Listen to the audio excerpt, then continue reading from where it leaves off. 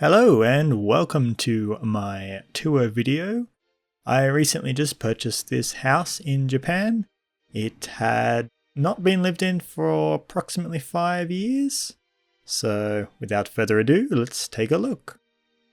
So this is what you'd call a 5DK house, which means it has 5 rooms, 5 tatami rooms, and a dining kitchen area. Generally tatami rooms can be used as bedrooms or anything really. Yeah, this house has 3 downstairs and 2 upstairs. Right now we're in what I guess you'd call a living room. It'll eventually become a living room once I renovate it.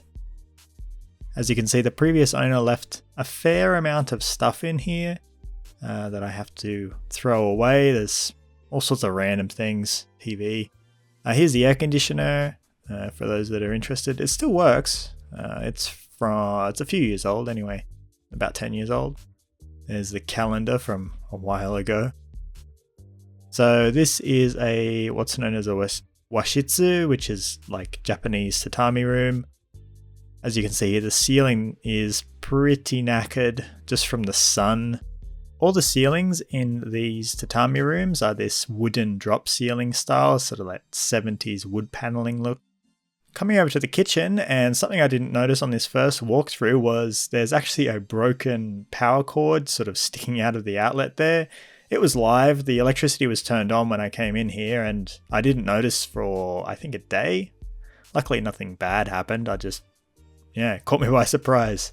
So this is the kitchen. It's in real bad shape. It's pretty filthy. The walls are actually meant to be white, same with the ceiling. They're all covered in this sort of soot. I believe just from burning kerosene indoors, I don't know. Or cooking grease, a mixture of the two, I guess. There's a hot water system, so I need to get that fixed up. Also, as I mentioned, the house had been empty or not lived in for about 5 years, and this refrigerator still had some food in it. It's a bit gross. It was actually working though. There's the garage. We'll come back to that in a later video. So back in the kitchen here, here's the breaker panel. We've got a 50 amp main breaker, so gives us about 5 kilowatts of electrical power that we can use, so it's not too bad. Here is the sort of laundry change room kind of thing for the bathroom. A nice vanity there. Surprisingly not too bad shape. Small crack in the sink, but lovely wallpaper here. There's the underside of the stairs. Old washing machine. Just some random junk. Surprisingly tidy, considering the rest of the house. There is the very deep bathtub. It's about 60 centimeters deep. Have this sort of, I guess, old school style bathroom. It's a full wet room. The tiles are not in the best shape. There's a few cracks here and there, which we'll have to deal with at a later date. No exhaust fan, as you can see. Nice fluorescent outdoor light, which is pretty cool.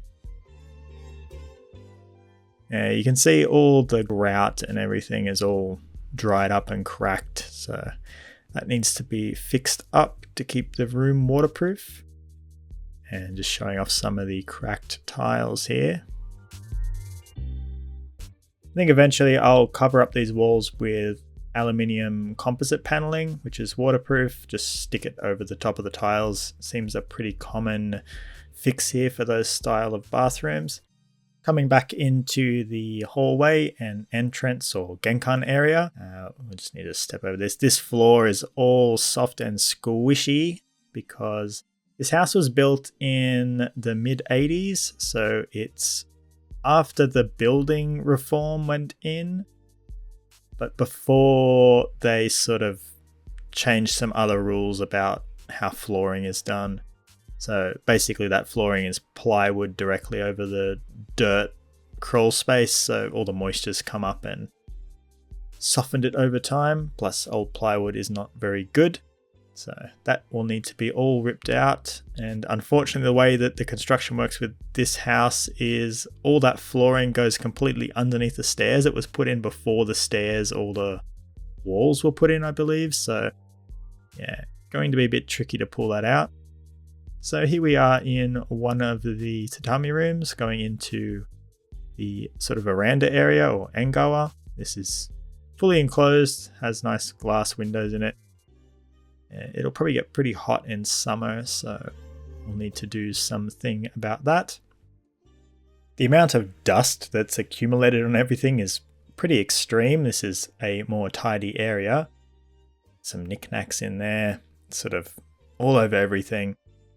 Here we have another drop ceiling and some shoji doors. So this house has full, I think they're 175 centimeter glass doors and then windows above it. There's some ranma on this half wall area. So they're sort of like, I don't know how you describe them. They basically just let the air pass through and all the dust too. Now this other room has a slightly different layout, has a bit of an alcove here or a tokonoma. And then we have this other cupboard here. This is for a butsudan, which is a traditional Buddhist altar. Yeah, I'm not too familiar with exactly what they do, but I'll put some stuff on the screen here. We'll have to deal with that. And just some more old picture frames. So many picture frames. And looking back at that half wall with the ranma in it, the little grates at the top. Just a bunch of junk. Okay, and here we have one of the cupboards. It is full of futon, or I guess bedding. That's a running theme with this house, is lots of futon. Here's a look at the tatami. It's very old. It's all worn out. I'll throw it all out. Don't really care much for tatami, honestly. I'll probably change that out for hard flooring. Here's a little cupboard in the hallway. And coming into the toilet room, we have a urinal and some nice slippers.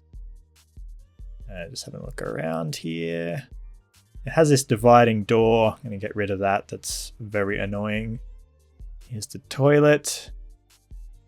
Haven't got the water turned on yet, so we'll find out if that works. Pretty standard looking, you know, nothing too special apart from, I guess, the urinal. A bit different to have in a house these days anyway. Alright, so let's go upstairs now. And these stairs are fairly steep. Not as steep as some older houses, but still nonetheless a bit sketchy to walk up. And I did actually check this with an inclinometer or incline meter. It says 50 degrees, which I guess is pretty steep. Wouldn't want to fall down here anyway. Okay, coming up to the second floor, we have these two rooms up here. The stairs look a bit sketchy from the top. I don't think I'll put the bedroom up here. I think, yeah, I think that's a bit too much of a pain in the bum. I've got this cool old CRT TV, going to keep that.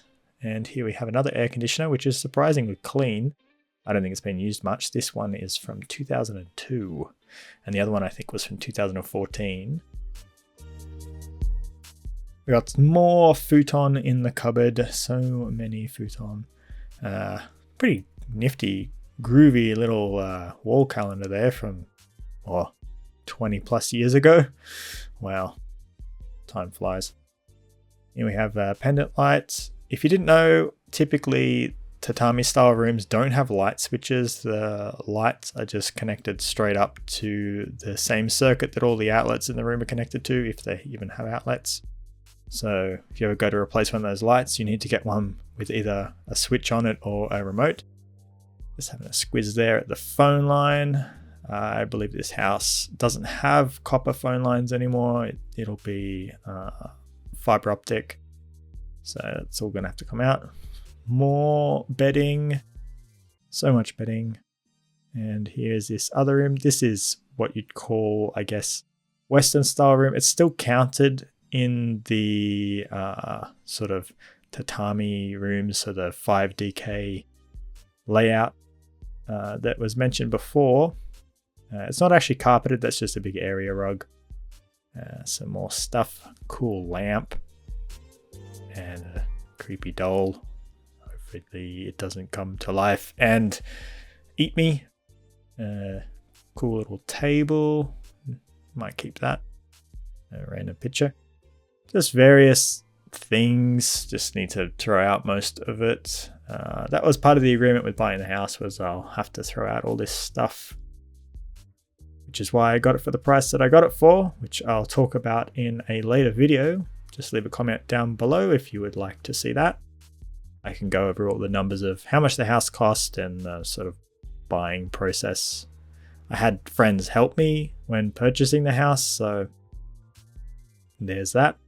All right, let's come back downstairs. I had to speed this up because, yeah, again, pretty sketchy. Doesn't look too bad on camera, but in real life it's a bit more steep than it looks. All right, coming back into the kitchen. The kitchen is also a little bit soft, but it'll be fine for now. It's just plywood stretched over the joists, over dirt floor, so over time the moisture comes up and sort of softens the plywood, softens the glue breaks down in it. Here's the ceiling, nice pattern, but again, it's really dirty. So yeah, that's a tour of my new house. So if you would like to see more videos about the house, just leave a comment down below and don't forget to subscribe. I will upload more videos soon. And if you would like to see a video breakdown of the buying process or how much I paid, all that sort of stuff, what I'm going to do with it, I'm planning on renovating the house myself, as much of it as I can. So yeah, if you want to see more videos, make sure to subscribe. It's a new channel, but we'll see how it goes. Alrighty, till next time, see ya.